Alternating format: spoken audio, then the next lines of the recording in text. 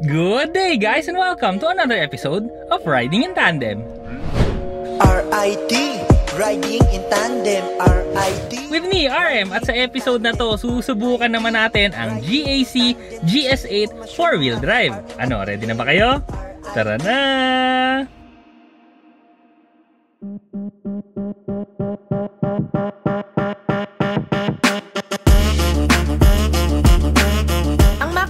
Ay 2.0 liter turbocharged gasoline direct injection engine. May maximum output ito na 248 horsepower at 5,250 RPM at may maximum torque naman na 400 Nm at 1,750 to 4,000 RPM.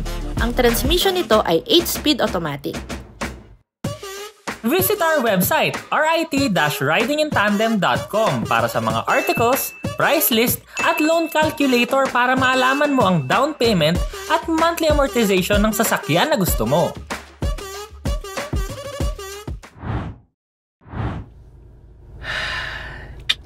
Yari na. Na love at first drive yata ako. Kasi naman no, sobrang imposing ng itsura. As in, parang pwede nang papasa tong pang congressman. Pero yung presyo, kalahati lang. Pero bago tayo magsimula, magpasalamat muna tayo sa GAC Santa Rosa sa pagpapahiram nila nitong sasakyan na to. 1 week sa atin to ha. Napakadadaling kausap niyan mga taga GAC Santa Rosa, mga tropa natin yan at katandem din natin. Kung interesado kayo, nandito ang number nila sa baba. Kontakin nyo na lang sila. Sa unahan pa lang, papasa na talaga tong pang congressman tsaka parang pang mga taong hindi ordinaryo. Kasi yung grills pa lang nito, no, may mga silver siya, ang laki-laki at napakatapang ng dating. Tapos yung hood naman niya ang haba-haba, akala mo sobrang laki ng makinang nasa loob. Pero sa totoo lang, hindi siya ganun kalaki. 2 liter lang yan, 2 liter na turbocharge, kaya malakas din siya. Malakas humata. Pero sa akin para sa akin, sa laki nitong sasakyan na to, hindi siya ganun kalakas sa gasolina. Ang ilaw napaka-forma rin. Imaginein mo, ang dami-daming mga detalye ng ilaw niya. Lahat yan LED. Yung park lights, yung headlights mismo, yung signal lights, lahat LED. At lahat sila parang may parang crystal pag umiilaw. Ang ganda. Pag sa unahan mo siya tinignan, no, yung greenhouse niya, yung salamin na lang. Ang lapad-lapad ng salamin pag tinitigan mo, hindi kagaya ng ibang mga SUV na medyo pakited, kaya yung loob sumisikip. Ito kasi ang laki ng windshield, kaya ibig sabihin nun, yung loob din ang luwag. Ayan, ang luwag nga. Sa sides, napaka-social na ng dating niya, no? Maliban dun sa design na maraming mga flat surfaces, tas may mga edge talaga siya. Yung rims kasi niya, no, naka 20-inch rims at ang gulong niya 255/50 R20. So talagang ang laki niya. Lalo na sa likod, hindi magpapahuli yung taillights. Pag umilaw siya sa gabi, parang magka-ekis na dalawang magkapatong magkabilang side. So kumbaga kahit malayong-malayo pa lang, kitang-kita mo na siya at saka identified mo kaagad, GAC GS8 yun. Meron siyang shark fin antenna, meron siyang defogger, wiper, rear camera, rear parking sensors, at dalawa pa yung tambucho niya na parehong gumagana at parehong tunay. Ang tailgate naman bumubukas ng kusa, so basta dala mo yung susi, punta ka lang doon sa likod, atras ka ng konti, bubukas na siya. Pag sarado, syempre dipindot lang din. Yung space naman niya sa likod, pag naka 7-seat configuration siya, maluwag siya sa mga usual na mga SUV. Pero pag tinupi mo yung third row at saka yung second row, kasi pareho pwede, sobrang laki na talaga ng space mo at saka mataas kasi yung headroom, kaya talagang maluwag, malaki ang space. Maliban sa space para sa cargo, no, yung space naman para sa tao, napakaluwag din dito. Kung makikita nyo, no, yung shoulder ko ang luwag. Yung space namin dito ni Elaine pagka nagdadrive ako, medyo malayo din. Tapos yung headroom, napakalaki. Naka-normal driving position ako sa first row, tapos yung second row naman, mga dalawang fist ko pa yung haba. So, yung space ko, malaki talaga. Kaya kung naghahanap ka ng ng spacious na SUV, nako, isa to sa mga pagpipilian mo. Sa ilalim nga pala ng space sa likod, meron siyang lalagyan ng tools, meron din siyang subwoofer. Pero yung spare tire niya wala doon kasi nandun sa ilalim ng sasakyan yung spare tire. Donut lang siya. Naka-panoramic sunroof din to, kaya kahit nandito ka sa unahan or nandun ka sa likod, kitang-kita mo yung sky. Magkabila meron tong aircon vents, hawakan, ilaw, seat back pockets, at compartment sa pintuan. Ang upuan sa likod merong center armrest, meron din siyang dalawang cup holders, ISOFIX tethers at 3 ang seatbelt. Sa center console naman, makikita mo doon may controls para sa aircon kasi triple climate control to. So merong aircon para dito sa driver side, passenger side, at saka hiwalay din yung temperature nila doon sa likod. Meron din ditong dalawang USB at sa ilalim may compartment na pwede mong lalagyan habang nagcha-charge ka ng phone. Dito naman tayo sa unahan. Kung yung labas grabe yung vibe, no, maka-congressman, dito naman sa loob ang vibe super luxurious talaga. As in, hawakan mo pa lang yung manibela, leather na siya, may perforated banda sa gitna, may mga chrome accents. Sa left side meron siyang controls para sa adaptive cruise control, sa right side naman controls para sa infotainment system. Ang stitchings pa dito brown, so kitang kita mo. Light brown, beige, gold. Ano ba to? Beige na lang. Maliban dito sa manibela, no, soft touch yung materials dito sa ibabaw, dito sa mga gilid, may mga leather pa dito sa gilid, merong parang metallic na itsura. Alpine pa yung mga speakers nakalagay dyan, merong mga piano black finish, tapos merong kakaibang parang brushed metal finish. 7 inches yung instrument cluster, meron din siyang tire pressure monitoring system, yung tachometer nasa gitna. Sa right side meron siyang relos, tapos yung infotainment system naman 14.6 inches. Grabe, sobrang laki, pero at least lahat ng real estate niya nagagamit, no? Kasi nasa bandang ilalim yung aircon controls, tapos yung mga nasa left side pwede mo siyang iba-ibahin yung controls. Meron ding mga hinihila sa ibabaw para makita mo yung pwede mong i-adjust yung brightness, media, navigation call. Meron din tong heavy rain mode, wake up mode, party mode. So yung mga party mode, no, yung mga umiilaw-ilaw yung mga ambient lighting mo dito sa loob. So pwede ka mag-party-party. Yun nga lang yung infotainment system natin, no? Wala siyang Android Auto tsaka Apple CarPlay. At yung Bluetooth dito, madali lang din i-connect. In case na gusto mo ng screen mirroring, no, meron din siyang CarBit link, pwede mong gamitin both Apple or Android. Sa center console naman tayo, meron siyang wireless charging dito. Nakatago yung dalawang cup holder kasi nga may cover. Yung shifter regular lang naman, no? Meron siyang reverse, neutral, park tsaka drive. Yung park nga lang niya, dipindot lang. Tapos yung engine start stop button niya nandito na rin sa gitna. Meron siyang drive modes para maka-adjust ka. Marami siyang mode So meron siyang eco, comfort, sport, snow, sand, mud. Yun na pala sila. Electronic din ng parking brake na merong auto hold function. At ito yung pinaka-importante dito sa sasakyan na to na gamit ko sa Baguio. Yung 360 camera. Kasi sa Baguio, alam nyo naman, di ba, paahon, palubog, tas meron pang mga kung ano-anong nakaharang sa kalsada na hindi ko maintindihan bakit ganon. Pero may ganon.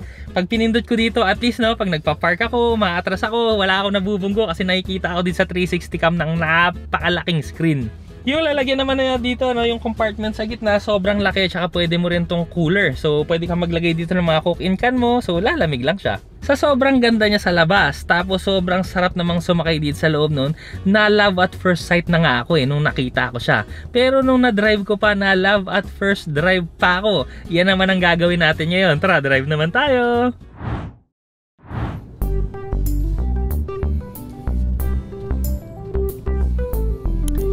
Okay. Sa pagmamaneho, ang una naman dito, syempre, kung kagaya nito sa mga subdivision, yung maneuverability nito in tight spaces, madali. Kasi ang lambot ng manibela, sumusunod ka agad siya ng liko, hindi siya kagaya ng mga pick-up ganun, para lang siyang coaching dalin. Ganun siya kadali. Idagdag mo pa nga dyan, no, yung 360 camera. Imagine niyo ang laki-laki ng screen. Tapos kitang-kita mo na lahat ng paligid. Maninibago ka pa dito kasi kumbaga kung sanay ka sa mga SUV na diesel, pag in-start mo kumbaga may vibrations kang konting mararamdaman kasi gano'n naman talaga yung diesel no. Ito kasi gas, so sobrang pinong-pino. Pag naka-idle ka, sobrang pinong-pino. Pag ganitong umaandar ka ng yung relax driving mo lang, sobrang pinong-pino. Hindi mo nga naririnig yung makina basta easy-easy ka lang Ang suspension pa, Diyos ko, sobrang ganda. Sobrang komportable na talagang makakatulog din yung mga pasahero mo. Napakatahimik din dito. So, kung gusto mo ng komportable nga at gusto mong matulog habang biyahe, no, maganda rin tong gamitin basta may driver ka. Kasi mahirap pag ikaw lang mag-isa tas tahimik, komportable, nakakantok. Sa engine power, bale may mga drive modes kasi to, no. Ang gamit kong drive mode ngayon yung eco. So ito yung favorite ko, basta ako lang yung nakasakay or dalawa kaming nakasakay. Kasi sapat na siya dun sa regular na takbuhan sa mga kalsada sa atin Pero ang napansin ko kasi, no, pagka puno ka na, mas maganda yung comfort mode. Kasi pagka comfort mode ka, mas mabilis yung response ng throttle at saka mas malakas din yung bigay ng power. Pero meron pa tong maraming modes, no. Yung isa, yung sport mode, napakaganda naman nun pag nag-uphill ka. Kagaya nga kami, no? Umakyat kami ng Baguio. So uphill, actually kaya na ng comfort mode eh. Basta yung easy driving ka lang, sunod ka sa traffic. Kung mag-overtake ka, kunwari mga maliliit na sasakyan lang. Pero kung uphill kasi, tas gusto mo ng overtake, lalo na kung mga trailer, ganyan, tanker, sport mode mo lang, nako, napakadali. Yung sinasabi ko sa inyo, ang lakas ng makina, pero 2 liter lang to. Hindi naman halatang gustong gusto ko to, no? Sorry na. Ganun eh. Anyway, tuloy na nga natin, no? Yung shifting nito, wala ka ring nararamdaman. 8-speed automatic to, pero wala eh. Unless pupwersahin mo lang siya, kunwari mag-overtake ka, yun makikita mo, magda-downshift siya, mararamdaman mo. Pero kung ganitong regular driving, wala. Ang braking din, napakaganda. At saka ito pa nga pala, no? Dahil nga nag-twisties din kami. SUV to, pero parang kotse lang siya. At saka ito pa, yung twisties kasi namin uphill, may mga gravel pa na konti, no? Pero secure na secure yung pakiramdam ko kasi naka all-wheel drive system tayo. Kumbaga, yung mga ibang nakasabay namin na mga pick-up, yung ibang nakasabay naming SUV, no? Dahil mga rear-wheel drive lang sila. Yung bang pag mag-uphill ka tas siko, di ba minsan parang kumakamot na lang yung gulong, gumaganon, di ba? Dito walang ganun. Kasi nga naka 4-wheel drive kasi yung market nila, pero all-wheel drive system kasi to. Ibig sabihin nun, all the time gumagana. Kaya kung mga ganun na uphill, tapos yung iba nga nag-i-squeak yung gulong, yung sa'yo parang sisiw, panis, tas ang lakas pa ng makina, kaya pag ahon, wala lang, sige, saan pa tayo aakyat? Parang ganun yung sinasabi sa'yo ng makina, parang ang galing. Sa expressway naman, no, ang experience ko, dahil nga yung power niya saktong-sakto lang, kumbaga sobrang NVH niya, napakataas ng insulation, kaya hindi mo masyadong maramdaman yung harshness sa labas. Kaya parang pag nagda-drive ka ng mga 100 km/h, parang bagal-bagal mo. Parang ganun yung pakiramdam, ang bagal-bagal mo talaga. Pero 100 km/h ka na. So sa mga bagong magda-drive lang nito, no, na hindi pa masyadong pakiramdam yung speed nila, no, silip-silip lang sa speedometer dahil talagang kahit matulain ka na mga 130, hindi mo mararamdaman yung tulin mo dito. Ayos din yung response ng adaptive cruise control, so hindi siya biglaan yung acceleration, di rin sobrang abrupt ng deceleration. Katamtaman lang, very usable. So yun nga, ginamit na namin sa expressway. Yung cornering pa nito, hindi ma-body roll. Komportable yung ride pero hindi ma-body roll. Ang dami pang airbags. Meron na rin tong auto hold function, no? Kaya kumbaga kahit nakabitin ka, kahit bitawan mo yung preno, hindi ka atras. Ano ba yan? Kulang lang talaga sa akin na ito, pambili. Ang GAC GS8 2.0 4-wheel drive ay nagkakahalaga ng 2,648,000 pesos. Ito naman ang safety and security features. Maraming salamat sa GAC Motor Santa Rosa sa pagpapahiram nila sa amin ng sasakyan. Dito na tayo sa segment na The Good And the Bad. Ang hirap na ito. Ito yung nakikinita-kinuta ko na yan, no? Ito yung mga sasakyan na napakahirap hanapan ng bad. Pero kailangan nating hanapan siya ng bad. So una, kung naghahanap ka ng Apple CarPlay, Android Auto, so CarBit link yung meron dito at saka Bluetooth. So ito, nilagay ko na lang sa bad para na lang may masabi ko, no? Pero kasi sa totoo lang, napakalaki nitong sasakyan na to. Pero yung consumption kasi niya ng gasolina, no, hindi rin ganun kasama. Ang tansya ko nga, no, tansectomy nga lang, no? Hindi ako napag-fuel consumption test. So ang tansya ko nito, no, ang fuel consumption niya, papunta namin ng Baguio, hindi to traffic. So tansya ko nasa mga 11 siguro. 11, 12, ganyan. Pero easy lang yung drive ko, ha. Pero ano kami noon, 6 tas puno ng cargo. Kasi kung nirat-rat mo kasi to, syempre, gagastos ka rin ng gasolina. At saka syempre, pagka traffic or city driving, iba yun. Yung sa amin lang, karamihan expressway driving. Tsaka konting city, tsaka uphill ng Baguio. Sa good! Nako, eto na. Hindi tayo mauubusan na dito. Unang-una, looks. Para sa presyo niya, pag tinignan mo, akala mo doble o triple yung presyo niya sa itsura. Pati yung interior, sobrang komportable. Nasa luxury car ka. As in, ganun yung pakiramdam. Nasa komportabling luxury car ka. Hindi yung sporty luxury car, iba yun eh. Ito, nasa komportabling luxury car ka. Engine power, napakaganda. Cornering, kahit SUV, pasadong-pasado sa akin. Yung kapit ng gulong mo dahil nga all-wheel drive system, napakaganda. Tahimik din dito sa interior, komportable ng suspension. Bahala na kayo, magalit kayo sa akin o magagalit kayo. Basta gusto ko to. Patay tayo. Ano ba yan? Dumadalas na yung gusto ko to. Woo! Baka meron niya mga gusto mag-sponsor sa amin, no? Ang dami yung gusto sa sakyan, buisit. Pero alam niyo, napakaswerte nating mga consumer, no? Kasi ang dami nating choices ngayon. Kumbaga, gusto mo ng diesel, o dito. Gusto mo ng gas, eto. Gusto mong all-wheel drive, eto. Gusto mong maporma, eto. Gusto mong pangharabas, meron din. So sobrang swerte nating mga consumers ngayon. So verdict ko sa inyo, no, kung gusto mo talaga ng mapormang sasakyan na performance wise wala ka talagang masasabi, comfort, luxurious, tsaka talagang ano, yung bigatin vibes, bagay na bagay sa inyo to. Kung ako sa inyo, pag naghahanap kayo ng SUV, i-test drive nyo to. Pumunta na lang kayo sa pinakamalapit na GAC sa inyo at yun na, subukan nyo to.